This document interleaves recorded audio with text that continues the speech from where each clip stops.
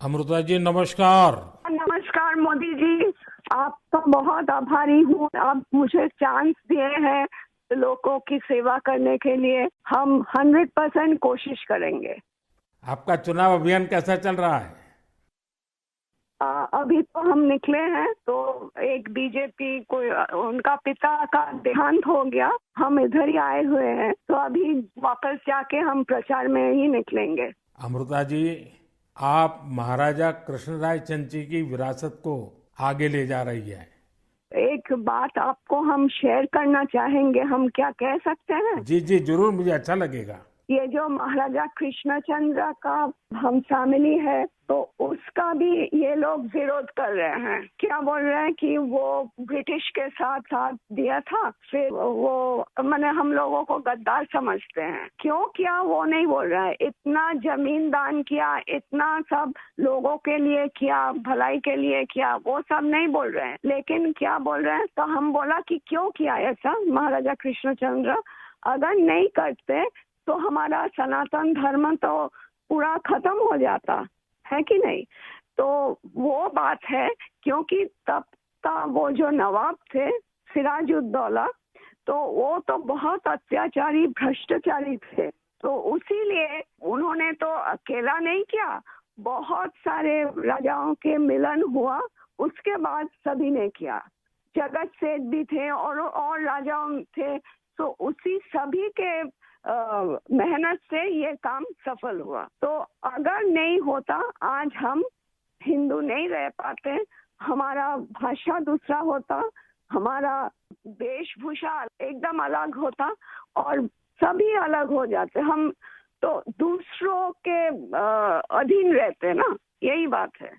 अमृता जी, बचपन में हमारे यहाँ हम लोगों को जो पढ़ाया जाता था उसमें कृष्णचंद्र राय की समाज सुधार का काम, बंगाल के विकास का काम, बंगाल के विकास के मॉडल, ये सब सुनने को मिलता था बचपन में। अब देखिए, ये वोट बैंक की राजनीति करने वाले लोग हैं तो बहुत ही अनाप शनाप आरोप लगाएंगे और 300 साल पहले की घटना निकालेंगे, 200 साल पहले की घटना निकालेंगे और बदनाम करने का प्रयास करेंगे। वे एकदम खुद सही बात अपने है। जो वर्तमान पाप है हाँ उसको छिपाने के लिए वो हाँ ऐसी चीजें ढूंढते रहते हैं। लेकिन जब भगवान राम की बात आती है तो वो कहते हैं कि सबूत कहाँ है, इतनी हाँ पुरानी हाँ बात क्यों सही बात, निकालते हो। सही बात। लेकिन जब कृष्णचंद्र राय की बात आती है तो वो तुरंत निकालते हैं। तो इस प्रकार हाँ से उनके दोगलापन होता है और आपको हाँ। इसका बिल्कुल मन में प्रेशर नहीं लेना चाहिए। नहीं आपने नहीं, हम तो लेते भी बंगाल नहीं है। का उज्जवल भविष्य और आपका हाँ स्वयं का जीवन भी लोगों के लिए रहा है। हाँ जी। और आपके सामने बंगाल की विरासत को बचाने की भी चुनौती है। और एकदम आप इसे सही बात। कैसे देख रही हैं आप? हम पॉजिटिवली देख रहे हैं। हमारा लड़ाई जो है लोगों का सेवा के लिए है, करप्शन हटाने के लिए है और वंचित लोगों के उपकार में आने के लिए है। आपने देखा होगा इन दिनों लड़ाई दो खेमों में बट गई है। एकदम। एक हमारा खेमा है जो इस देश से भ्रष्टाचार को मिटाने के लिए कदम उठा रहा है, और दूसरा हमारे सामने वाला खेमा है वो भ्रष्टाचारियों को बचाने के लिए इकट्ठे होना, एक दूसरे को बचाने के लिए लड़ाई लड़ना, आरोप करना। और जिन्होंने पहले खुद ने आरोप किए थे वो भी उनको बचाने में लग गए हैं। यानी उनके लिए देश उनकी प्राथमिकता नहीं है, सत्ता ही उनकी प्राथमिकता है। और इसलिए चुनाव में हमने भ्रष्टाचार मुक्त भारत बनाने के लिए लड़ना ही लड़ना है, क्योंकि हमारे देश के युवाओं का भविष्य उज्जवल बने, इसलिए भ्रष्टाचार से मुक्त देश होना ही चाहिए। आपको देखकर ही हम आए हैं। जी अमृता जी, मैं बहुत आपका आभारी हूँ, क्योंकि हमारी टोली को आपने जब ये बताया तो मुझे जरूर लगा कि मुझे एक बार आपसे बात करनी चाहिए। अमृता जी, बंगाल के अन्य इलाकों की तरह हाँ जी। कृष्णा नगर में भी बीजेपी को बहुत उम्मीद के नजर से देखा जाता है। अब आप वहां लोगों से मिल रही हैं, आपको भी लोगों का उत्साह उमंग फील होता होगा। बहुत जनों ने बोला उन लोगों का डीए अटक गया। बहुत जनों ने बोला स्कूल में भर्ती कराने के लिए लाखों का पैसा चाहिए। बहुत जनों ने बोला हमको कि हमको बोला था कि घर देंगे, नहीं दिया। तो क्या बोले इसको। अमृता जी, मैं आपको एक बात बताता हूँ। हाँ जी। मैं एक लीगल एडवाइस ले रहा हूँ। हाँ, प्लीज बोलिए। हमने बंगाल में ये ईडी वालों ने करीब 3,000 करोड़ रुपया इनका अटैच किया हुआ है। अब ये पैसा गरीब आदमी का पैसा है। किसी ने शिक्षक होने के लिए पैसा दिया, किसी ने क्लार्क होने के लिए पैसा दिया।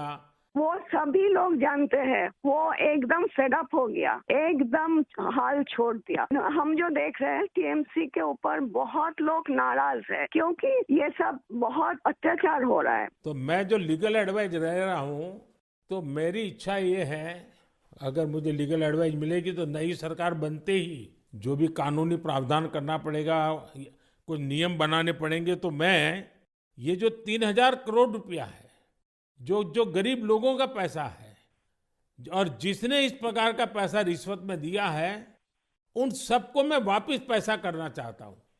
तो आप पब्लिक में जरूर बताइए कि मोदी जी से मेरी फोन पर बात हुई है और उन्होंने कहा है कि बंगाल के लोग विश्वास करें कि जो 3,000 करोड़ रुपए ईडी ने अटैच किया हुआ है, वो 3,000 करोड़ रुपया गरीबों का पैसा है बंगाल के, और वो उनको वापस देने के लिए कोई न कोई रास्ता मैं खोजूंगा। ये जरूर बताइए आप लोगों को। हम बोलेंगे।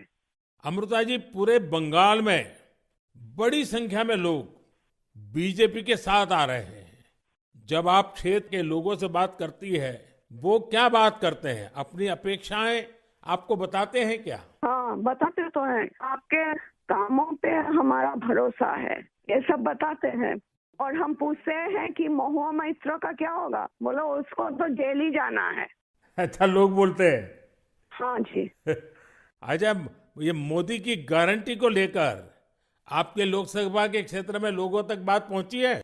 हाँ हाँ, हम तो बोले हैं। तो बोला मोदी जी की तरह हमारा भी गारंटी है, हम जरूर कोशिश करेंगे आपका सेवा में आने का। अमृता जी, मुझे बहुत अच्छा लगा आपसे बात कर करके, और मुझे विश्वास है कि आप विजयी होकर के आपके परिवार की जो बंगाल की सेवा करने की परंपरा रही है, उस परंपरा को आप आगे बढ़ाएगी। आपने चांस दिया है, इसलिए हम आभारी हैं। आपने ये चांस मुझे सौंपा है। बस आप जीत करके आइए, हम मिलकर के बंगाल के लोगों की बहुत सेवा करेंगे।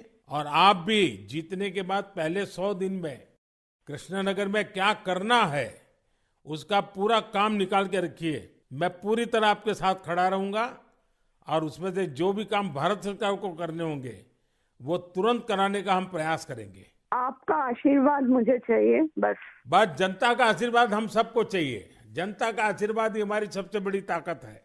लेकिन आप मुझे गाइड करिए, ये हमारा रिक्वेस्ट है।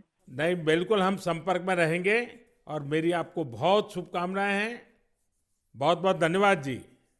नमस्कार।